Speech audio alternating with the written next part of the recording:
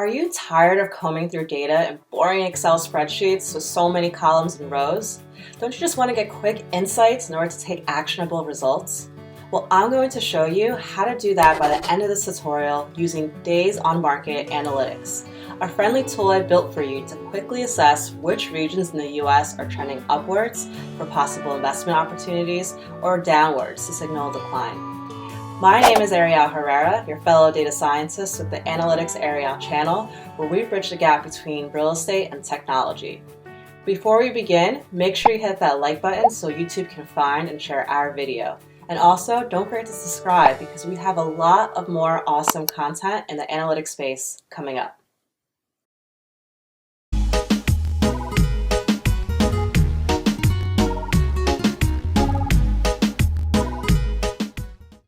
Last week, we went over 5 economic factors that contribute to the real estate market, signals that we can tell if there's a growth or a decline in a certain region. What I'm going to go over with you now is one of those specific metrics, days on market. How do we actually analyze that fast in order to determine which markets are growing or declining? Now I have a dashboard in front of you. This is hosted on Databricks. And we have some really great graphics as well as tabular data sets for us to get trends and actually hone in on a specific township at the very end. But first, I want you to understand where I'm getting this data and how we've been able to transform it. So what is days on market? Days on market is how long a property actually sits publicly on the market before it's actually sold.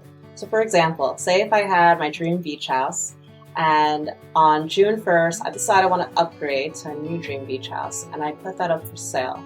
Now that home is actually sold at the end of the summer in August. So it's been on the market for, let's say, about 90 days, for 3 months.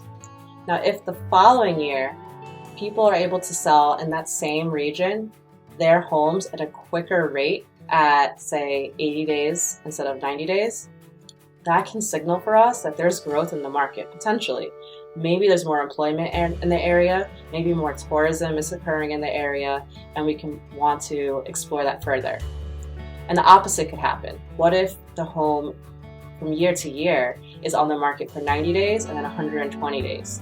Then the following year, 150 days maybe, or even month to month, it keeps growing. That can signal to us people don't want to really buy in the area, or maybe what's available as inventory isn't what people are looking for. Maybe there's opportunity for new development. So this is a really important metric, and I'm going to show you how to get the data for it. So right now I'm on Zillow's website, and Zillow is an awesome tool that has public data that actually occurs from the MLS. And they also have other information such as home values, rentals, inventory, and sales, which you can actually go directly into their site, which I'll post in the show notes, and get the data for. So say, for example, I want to look at days on Zillow. There are different properties that I could do. Properties is in different elements that I could select. We have metro, US, state, county, and city. So I have an example, which is county. Now for this data set, we're getting counties in the United States. We have the size, the region, county, state, and then we have a bunch of months following. Now what's the issue with this? The issue with this is so much data. Where do we even begin? And all I want to do is really see trends. So this is the way the dashboard works. It contains the same exact data, except I'm manipulating it using Python. As a user, you have 5 different options. You have the state, which you could select. You have the start date. So in the Excel spreadsheet, we saw that the year started in 2010. We can truncate that if maybe we only think the most recent 5 years is relevant. Then an end date, trend years, which I'll show you how that's relevant later on, and then a city that we want to focus on. So first, let's start with days on market by month. What I'm doing here is that Excel spreadsheet that I showed you. I'm basically plotting all of that information to kind of get a gauge of for which months, what the median days on market is. I'm using median instead of average because the average could get skewed by outliers. So as you can see here, I have a box plot And if I zoom in, the way you would read this is for January, most of the points lie with having 155 days on market. So that's almost like half a year. And on the low end, we have 109 days on market. And on the high end, we have 317 days on market. So this helps us to kind of assess quickly what might be an outlier and not have our stats influenced by it. But what's important here is that you could see across all of the counties for the United States, there is a trend where in the winter time, it does take longer, see the tail ends, it does take longer for for a house to actually sell because days on market is higher. However, in the summer months, days on market is lower typically, which means homes are selling faster. This is a quick trend that should be familiar for those in the real estate market, but this just shows that the data does back up what we would instinctively think. Now we can go down to days on market by county, because how useful is it for us to look across the US? Not much so, because real estate is very specific for local regions. So here I'm looking at market by county for New Jersey. Of course, New Jersey, because that's where I'm from. So on the left side in our table, we have the size, so how large the counties are, and then the region name. So in this case, the largest county is Bergen County. And what we could do is actually zoom into that further, let's say for the last 5 years. I'm going to zoom in a little bit more. And we have the top 5 regions plotted here. Maybe I just want to look at, let's take a couple off, Middlesex and Hudson County. So Hudson County, for those not familiar, actually is very close to New York City. So it does make sense that from year to year, we see that days on market is less, meaning that homes are selling faster in this county versus Middlesex County. And as we could see from the year 2010 all the way to current date, is that this has gone downwards, which does make sense because after the Great Recession, homes, once they started picking up again around this time, they were able to go from being on the market for a long period of time to being scooped up very fast. And in Hudson County, depending how close the home is to the city, it could be scooped up very, very quickly. Great, so we were able to get information on county looking at trends. However, we need to take a deeper look by looking at the township or the local town, because essentially this is what we're looking to invest in.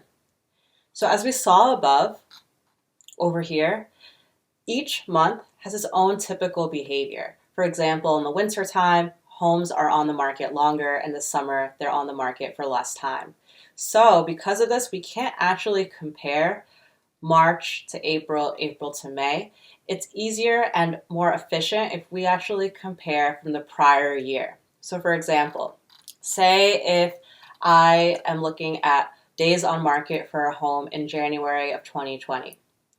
If days on market is 100 days and then the prior year it was 120 days, that shows me there's been a decrease in that time frame. And I'm curious to see the decreases because that might signal areas to invest in. So that's what I've done over here. I've looked at each month, the prior year, looked at that change, and then I've sorted it. The townships that have had the most changes for each month to the prior year. And then I've used some statistics in order to group these by high, medium, and low to categorize it. And that's plotted on the right-hand side in this chart. What I love about this chart from Plotly is that you can actually do a lot with this. You can zoom in. I've actually added a hover feature where you can actually hover and see what that township was. And then by the color coordinating, you could see what the value is. So in this case in our table, we could see that the township in New Jersey has had the most significant days on market changes from the prior year is North Brunswick Township from Middlesex County. Awesome. So using this widget, I have all the cities here for that statistics. And if we go down, we can actually deep dive into the first one, North Brunswick Township. So how do we get this change over change data? If we look at the market trend from 2018 to 2019, 2018 is plotted in purple. And from what we could see is in January of 2018, the average days on market was 168. In 2019, it was practically more than half that, days on market for 76 days. So we could see from the previous year, homes are selling a lot faster, and this trend continues throughout January to March, stays pretty consistent in the summer months, and then also towards the latter of the year. So what does this tell us? This tells us that from the prior year, North Brunswick Township, homes are selling at a much faster rate.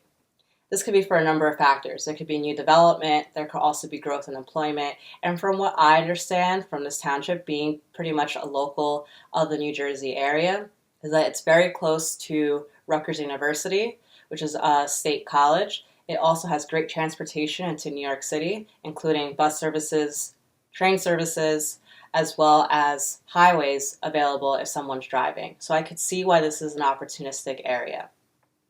Now that's the power of this dashboard. Mind you, we only looked at one specific metric, days on market, of the 5 economic metrics. Imagine how powerful it would be if we aggregated all those other metrics, so have the full 5 here, to really get a sense of a local area and the growth and possible decline. So I'm just going to go through a quick example now that we know how to use this dashboard. Say if we looked at Florida. And I think the last 5 years are more relevant. So I'm going to go down to 2015 of January.